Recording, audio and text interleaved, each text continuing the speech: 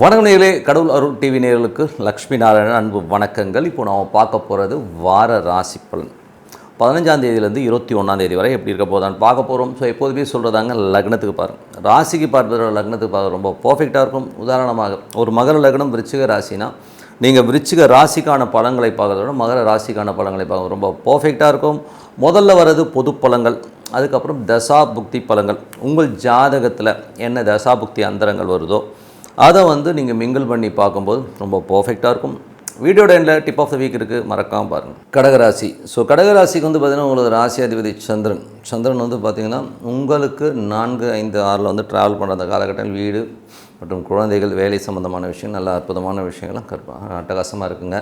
அதில் உங்களுக்கு 2ஆம் அதிபதியான சூரியன் 2ஆம் அதிபதி சூரியன் பார்க்கும்பொழுது உங்களுக்கு 5ல் இருக்காருங்க. ஸோ நிறைய ஆன்மீக சுற்றுலா ஆன்மீக பயணங்கள் போகிறமான விஷயங்கள்லாம் நிறையா இருக்கும். நிறைய ட்ராவல் பண்ணுற மாதிரி சூழ்நிலை கண்டிப்பாக ஏற்படுத்தும். அதுக்கப்புறம் உங்களுக்கு 3, 12ஆம் அதிபதியான புதன் 3, 12ஆம் அதிபதியான புதனும் பார்த்திங்கன்னா உங்களுக்கு 5ல் இருக்கும்போது கண்டிப்பாக அந்த பிரயாணங்கள் குழந்தைகளுக்காக மெனக்கெட்டு சில முயற்சிகள் எடுக்கிறது, பிரார்த்தனை பண்ணுறது, இந்த மாதிரி விஷயங்கள்லாம் கண்டிப்பாக இருக்கும். அதுக்கப்புறம் பார்க்கும்போது உங்களது 4ஆம் அதிபதி 4 மற்றும் 11ஆம் அதிபதியான சுக்கிரன் 5ல் இருக்கும்போது வீடு சொத்துக்கள் இந்த மாதிரி விஷயங்கள்லாம் நல்ல ஏற்றங்கள் நல்ல லாபங்கள் வருது. புதுசாக ஒரு வண்டி வாகனங்கள் வீடு வாங்கலாமாங்கிற எண்ணங்கள்லாம் கண்டிப்பாக கொடுக்குங்க. அதுக்கப்புறம் பார்க்கும்போது உங்கள் 5ஆம் அதிபதியான செவ்வாய் 6ல் இருக்கும்பொழுது குழந்தைகளுக்கும் உங்களுக்கும் நிறைய ஒரு கருத்து வேறுபாடு, கொஞ்சம் கராடான்னு பேசிக்கிறது, சில நேரத்தில் குழந்தைகளுக்காக கொஞ்சம் கடன் வாங்குற சூழ்நிலை கண்டிப்பாக ஏற்படுத்தும். அதுக்கப்புறம் பார்க்கும்போது உங்களது 6ஆம் அதிபதியான குரு. ஸோ 6ஆம் அதிபதியான குரு பார்த்திங்கன்னா 6 மற்றும் உங்களுக்கு 9ஆம் அதிபதியான குரு 12ல் இருக்கும்போது என்ன மாதிரி விஷயங்களே பண்ணும். வேலை விஷயங்கள் நிறைய அலைச்சல்கள், நிறைய பிரயாணம் பண்ணுறமான விஷயங்களே கண்டிப்பாக கொடுக்கும். பட் ரிசல்ட் ஸ்லோவாக நடக்கிற விஷயங்களே கண்டிப்பாக கொடுக்கும். 7 மற்றும் 8ஆம் அதிபதியான சனி 7 மற்றும் 8ஆம் அதிபதியான சனி 9ல் இருக்கும்போது கணவன் மனைவிக்குள்ள தேவையில்லாத ஒரு வாக்குவாதங்களையும் ஒரு ஸ்ட்ரெஸ்ஸையும் கொடுத்துரும். அதனால் கொஞ்சம் கவனமாக இருந்துக்கணும். அதே மாதிரி 8ஆம் தேதி 9லும் தந்தையாருடைய உறவுகளையும் கொஞ்சம் கவனமாக இருந்துக்கிறது ரொம்ப ரொம்ப நல்லது. அதுக்கப்புறம் பார்க்கும்போது உங்களுடைய 9ஆம் அதிபதியான குரு 12ல் இருக்கும்போது என்ன மாதிரி விஷயங்கள், வேலை விஷயங்கள் நிறைய பிரயாணங்கள், அது மட்டும் இல்லாமல் வெளிநாடு வெளியூர் பிரயாணங்களுக்காக எதிர்பார்த்தவங்களும் கொஞ்சம் டிலேடாக நடக்கிற மாதிரி ஃபீலை கண்டிப்பாக கொடுக்கும். அப்பாவுடைய உடல்நலம் சம்மந்தமான விஷயங்களை சில பேருக்கு செலவழிக்கிறமான விஷயங்களை கண்டிப்பாக கொடுக்கும்.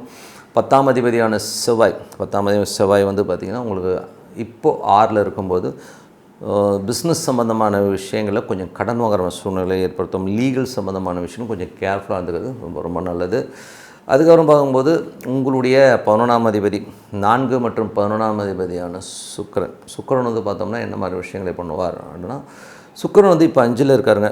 ஸோ அதில் பார்த்திங்கன்னா சொத்துக்களாக நல்ல வருமானங்கள், நல்ல ஏற்றங்கள், புதிய சொத்துக்கள் வாங்கணும் அப்படிங்கிற எண்ணங்களையெல்லாம் கண்டிப்பாக கொடுக்குங்க. மற்றபடி என்னங்க, இதுவரை 10 பொது பலன்கள். இப்போ பார்க்கும்போது தசாபதி கடக லக்னமாகிறது சூரியன் தசாபதி. சூரியன் 2ஆம் அதிபதி உங்களுக்கு 5ல் இருக்கும்பொழுது ஆன்மீக சுற்றுலா ஆன்மீக பயணங்கள், குழந்தைகளுக்காக நல்ல ஏற்றங்கள் பண்ணுற மாதிரி விஷயங்கள், குழந்தைகளுக்காக கொஞ்சம் அலைச்சல்கள் இதெல்லாமே கண்டிப்பாக இருக்குங்க. ஸோ கடக லக்னமாகிறது சந்திரன் தசாபதி. சந்திரன் பார்த்திங்கன்னா வீடு மனை மற்றும் குழந்தைகளுக்கான விஷயங்கள் அற்புதமாக இருக்கும். வேலை விஷயங்கள் நல்ல ஒரு மாற்றங்களை கண்டிப்பாக எதிர்பார்க்கலாம். கடக லக்னமாக செவ்வாய் தசாபதி. செவ்வாய் பார்த்திங்கன்னா உங்களுக்கு 5 மற்றும் 10ஆம் அதிபதி. ஸோ தொழில் ரீதியான விஷயங்களில் சில பேர் கடன் வாங்குறது, லோன் கேட்ட இடத்துல கொஞ்சம் லோன் சேங்ஷன் ஆகி வரதுக்கான வாய்ப்பு இருக்குது. பட் இருந்தாலும் லீகல் இஷ்யூஸ்லாம் கொஞ்சம் வரதுக்கான வாய்ப்பு கொஞ்சம் கவனமாக இருக்கணும். கடன் கையெழுத்து போகிறதுக்கு முன்னாடி 1க்கு 4 வாட்டி யோசித்து கடன் வாங்குறது ரொம்ப ரொம்ப நல்லது. கடக லக்னமாக ராகு தசாபதி. ராகு 8ல் இருக்காருங்க. ஸோ 8ல் இருக்கும்போது தேவையில்லாத ஒரு மன உளைச்சலையும் ஸ்ட்ரெஸ்ஸையும் கண்டிப்பாக கொடுத்துரும். கொஞ்சம் கவனமாக இருங்க. அயல்நாடு அயலார் கொஞ்சம் வெளி மாநிலத்தவர்கிட்டலாம் பேசும்போதோ பழகும்போதோ கொஞ்சம் கவனமாக இருந்துக்கிறது ரொம்ப ரொம்ப நல்லது. கடக லக்னமாக குரு தேசாபத்தி அந்தரங்கள். குரு பார்த்திங்கன்னா 6 மற்றும் 9ஆம் அதிபதி. உங்களுக்கு 12ல் வக்கரமாக இருக்கும்போது வேலை விஷயங்களும் சரி, அப்பா சம்மந்தமான விஷயம் கொஞ்சம் டிலேடாக நடக்கிற மாதிரி இருக்கும். கொஞ்சம் பிடிவாதம், அப்பா கிட்ட கொஞ்சம் பிடிவாதங்கள்லாம் இருக்கிறதுக்கான வாய்ப்புகளும் கொஞ்சம் கவனமாக பார்த்துக்கிறது ரொம்ப ரொம்ப நல்லது. கடக லக்னமாக சனி தசாபதி. சனி 7, 8ஆம் அதிபதி 9ல் இருக்கும்போது கணவன் மனைவிக்குள்ள ஒரு தேவையில்லாத ஒரு வாக்குவாதங்கள், கொஞ்சம் ஈகோ கிளாஷஸ்லாம் வரும். ஸோ கொஞ்சம் கவனமாக பார்த்துக்கணும்.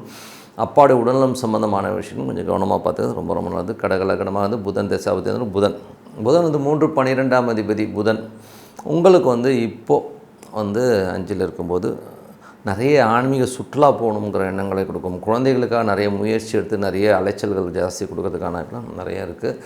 அதுக்கப்புறம் கடகலக்கணமாக வந்து கேது தேசம், கேது 2லேருந்து சுக்கிரனுடைய சாரத்தில் இருக்கும்பொழுது வீடு சொத்துக்கள் அமைவதற்கான வாய்ப்பு இருக்குது. அதுக்காக கடன் வாங்குற சூழ்நிலை கண்டிப்பாக ஏற்படுத்தும். குழந்தைகளுக்காகவும் சில பேர் வந்து கடன் வாங்குற சூழ்நிலை கண்டிப்பாக ஏற்படுத்துங்க. வேண்டுதல் பிரார்த்தனை இதெல்லாம் நிறையா பண்ணுவீங்க. கடகலக்கணமாக வந்து சுக்கிரன் தேசம், சுக்கிரன் வந்து பார்த்திங்கன்னா 4-11ஆம் அதிபதியான சுக்கிரன் 5ல் இருக்கும்போது சொத்துக்களாக நல்ல வருமானங்கள், வண்டி வாகனம் நல்ல வருமானங்கள் வர்றதுக்கான அமைப்புலாம் ரொம்ப சூப்பராக இருக்கும். சில பேர் புதிய சொத்துக்கள், புதிய வண்டி வாங்கணுங்கிற எண்ணங்களை எல்லாம் நிறைய ஏற்படுத்தும். பழைய சொத்தை கொடுத்து புது சொத்து வாங்கலாங்கிற எண்ணங்களும் கண்டிப்பாக கொடுக்குங்க. மற்றபடி என்னங்க, என்னை பொறுத்தவரை நல்ல ஒரு பிரார்த்தனை, மனதார இறைவனை பிரார்த்தனை பண்ணும்போது கண்டிப்பாக அடுத்த லெவல் வரதுக்கான ரொம்ப சிறப்பாக இருக்குது. இப்போ பார்க்கும்போது tip of the week. So tip of the வீக்கில் வாஸ்து உண்மையா அப்படிங்கிறத பற்றி தான் நம்ம பேச போகிறோம்.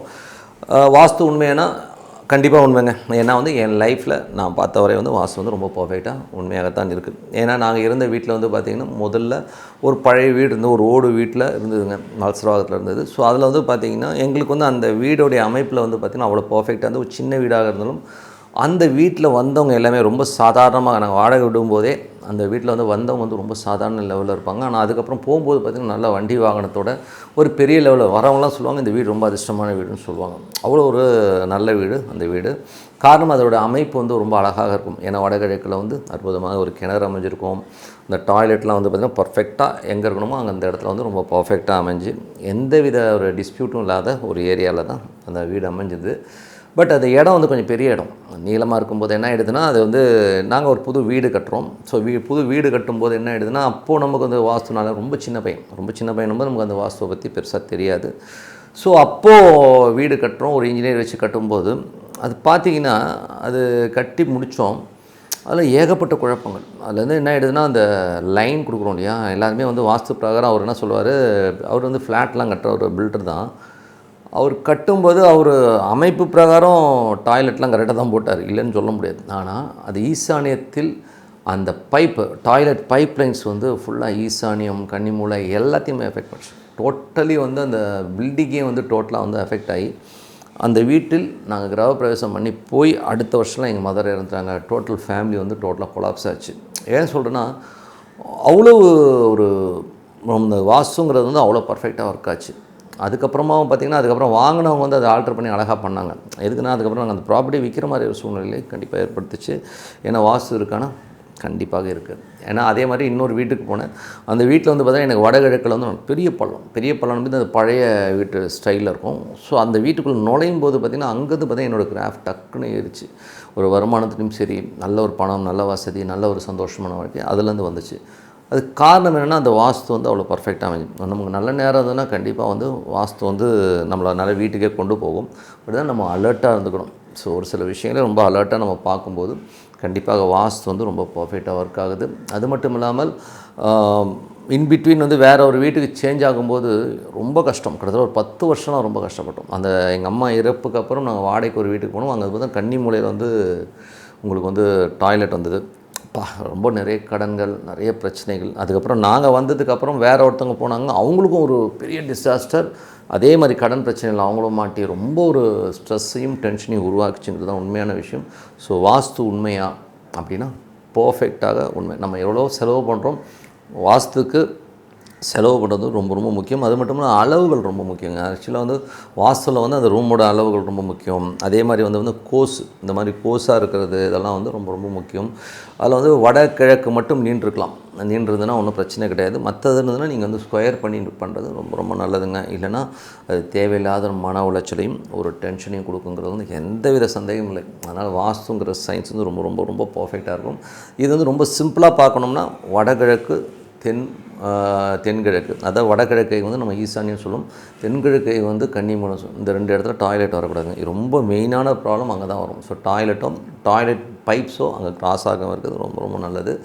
அதுக்கப்புறம் பார்த்திங்கன்னா பிரம்மஸ்தானம் அப்படின்னும். ஸோ பிரம்மஸ்தானம்ன்றது வந்து பார்த்திங்கன்னா வீடு கட்டுறீங்கன்னா வீடுக்கு மையம்னு ஒன்று வரும். So centre of the building, அங்கே வந்து பில்லர்ஸ் வராமல் இருக்கிறது ரொம்ப ரொம்ப நல்லது. அப்புறம் ஜென்ரலாக வந்து மேற்கு பகுதியில் வந்து உங்களுக்கு வந்து படிக்கட்டுகள் அமைகிறது ரொம்ப ரொம்ப நல்லது. அதுக்கப்புறம் வெயிட்டு எதுவுமே வந்து வடக்கு கிழக்கில் இல்லாமல் இருக்கிறது. இதெல்லாம் வந்து ஒரு ஜென்ரலான ரூல், ஓகேங்களா. வடக்குலேயும் கிழக்குலையும் வெயிட் ஏறாமல்னா ரொம்ப அதிகமாக வெயிட் இல்லாமல் பார்த்தோம். அதே மாதிரி அந்த இடத்துல வந்து கொஞ்சம் இடம் அதிகமாக இருக்கிற மாதிரி விட்டுட்டிங்கன்னா ரொம்ப நல்லாயிருக்கும். வடகிழக்கில் கிணறு அமையிறது நல்லது. பள்ளமாக வடக்கும் கிழக்கும் வடகிழக்கும் கொஞ்சம் பள்ளமாக இருக்கிறது ரொம்ப நல்லது. ஸோ இதெல்லாமே சயின்ஸாக நடக்குன்னா சூப்பராக ஒர்க் ஆகுதுங்க. அது ஜியாகிரபிக்கலில் வந்து சில பேர் வந்து அந்த மாதிரி இடத்துல போய் குடியிருப்பாங்க. அவங்க எக்கனாமிக்கல் ஸ்டேட்டஸ்லாம் வந்து வேறு லெவலில் முன்னேறதெல்லாம் கண்டிப்பாக பார்த்துருக்கோம். அதனால் வந்து வாஸ்து உண்மையான கண்டிப்பாக உண்மை. யாராவது வீடு கட்டிங்கன்னா நல்ல வாஸ்து நிபுணரை வச்சு பாருங்கள். அதுக்கு செலவு பண்ணுறது தப்பே கிடையாது. ஏன்னா ஒரு பர்ஃபெக்டான வீடு அமைஞ்சிச்சுன்னா அதுக்கப்புறம் குடும்பம் இல்லை, எத்தனையோ ஒரு பரம்பரையாக நீ வாழப்போகிற வீடு அற்புதமான வீடாகவே வாழ்த்துக்கள்னு சொல்லிட்டு உங்களிடம் விடைபெறுவது உங்கள் லக்ஷ்மி நாராயணன்.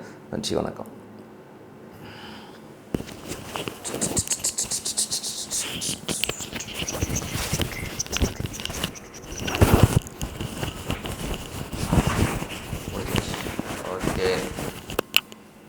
கடவுள் அருள் டிவியை பார்த்தமைக்கு நன்றிகள். மேலும் இது போன்ற தகவல்களை தெரிந்து கொள்ள கடவுள் அருள் டிவியை சப்ஸ்கிரைப் செய்யுங்கள். மறக்காமல் பெல் ஐக்கானை கிளிக் செய்யுங்கள்.